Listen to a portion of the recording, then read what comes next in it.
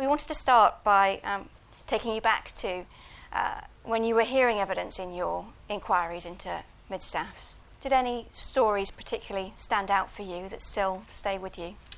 I spent my entire career dealing with people who suffered as a result of medical error, but nothing prepared me, even so, for listening to those stories. The elderly lady in her 80s, stuck in bed, a relation comes to see her. She's there naked, with the curtain or the door open, people just going past, ignoring it. She's covered in excrement because no one's bothered to change her. In fact, it's been there so long it's dried and it's under her fingernails, and no one's done anything about it. You know, you don't hear the story like that and go away, and you wonder what on earth was everyone doing. Then on a sort of other scale was I can name her because it's in the public domain, Gillian Asprey, who was an insulin-dependent diabetic. Her family, she went into hospital for some completely unrelated issue, but her family in A&E told them that she was an insulin-dependent diabetic. It was written in the notes. She stayed in hospital 3 weeks, and incidentally in that time she caught C. diff, but that wasn't what killed her. What killed her was that after being transferred through 3 wards for no very good reason, so far as the family could understand, she ended up in one where over a period of time no one gave her insulin. In the end she died. And it took, I mean, that's not the end of the story, because then there was an investigation. The lawyer, is a lawyer even, an in-house trust lawyer, produced a report identifying a dozen things that were systemically wrong, which one case showed. The report wasn't ever shown to the board because it was considered this sort of matter was tended to be thought of as operational, not strategic. And the report only came to light really sometime later. And the story rumbled on until this year, I think, when eventually the Health and Safety Executive prosecuted the Trust about the case. So that family's had to live with that case since about 2007. A young man who died in 2009, John Moore Robinson. And he died because he had a bicycle accident and ruptured his spleen, but he was taken to A&E, and he was discharged by a young doctor who didn't diagnose that he had a ruptured spleen. He died at home 2 or 3 hours later.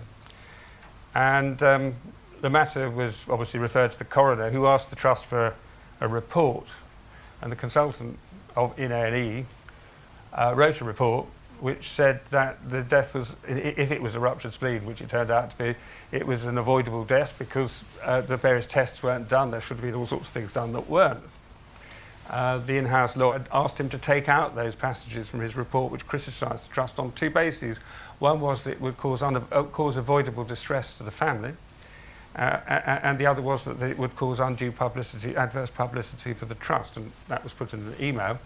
And eventually the consultant unfortunately did take the information out of the report, but the report in any event never got to the coroner. So they were put through the agony of having to go get their own reports, go through an inquest which was wholly unsatisfactory because it didn't seem to give answers to what they knew was likely to have happened.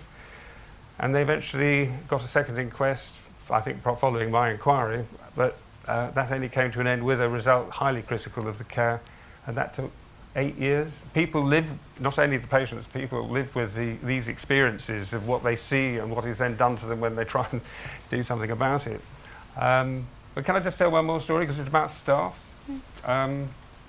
The staff were, at the first inquiry I had no compulsory powers, and so I was reliant on people coming to tell me what they wanted to tell me.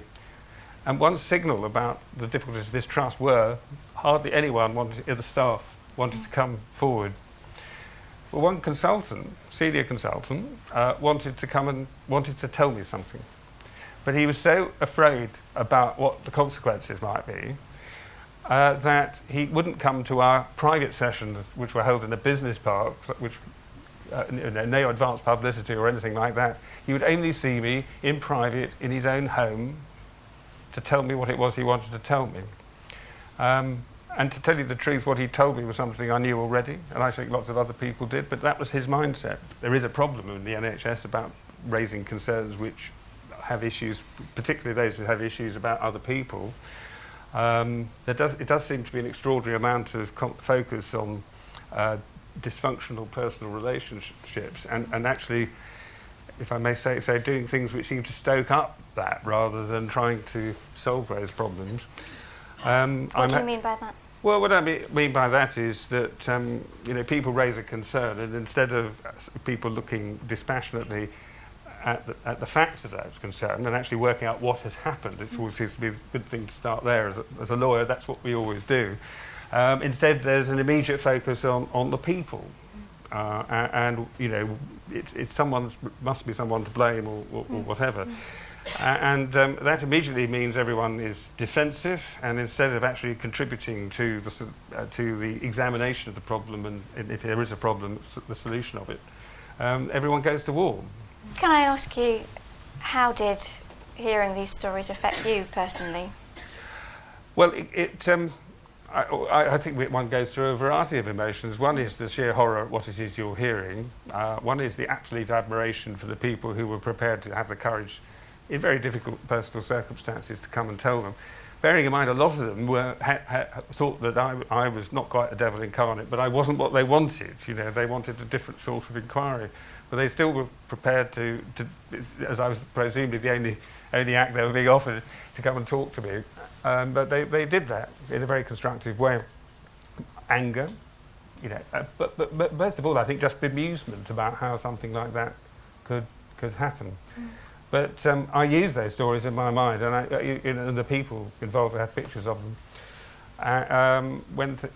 Just to keep me going, actually, because I feel when I think, should we be doing this or should we be doing that? Should I be recommending X or Y? I sort of listen to their voice and sort of have a private conversation with them, really. And I don't always agree with them with what they say, but it's a start.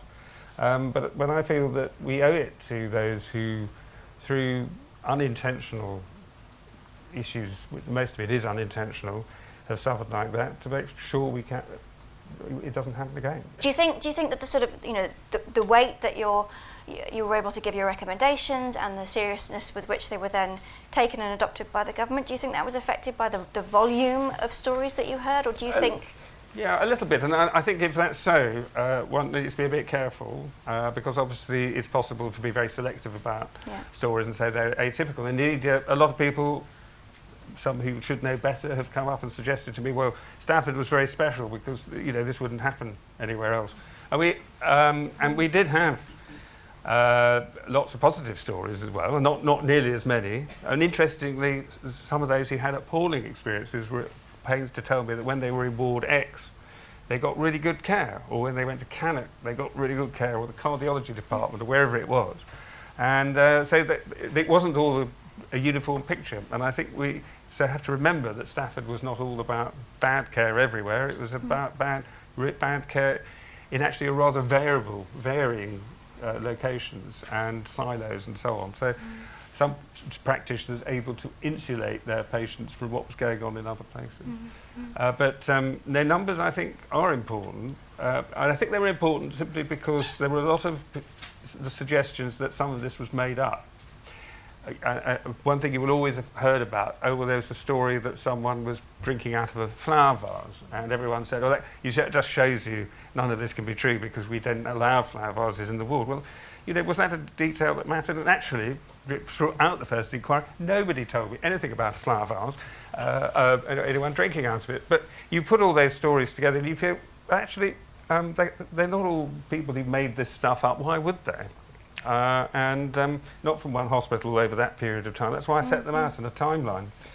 So I think you could get an overwhelming picture from that volume in that particular case, but counting up the stories isn't the point. No. You only needed, actually, the case of Mrs. Asprey, if you read what was there, to know there was something seriously wrong with that establishment. Yeah. Robert, thank you so much for sharing your Pleasure. thoughts with us today. Let's thank our final speaker.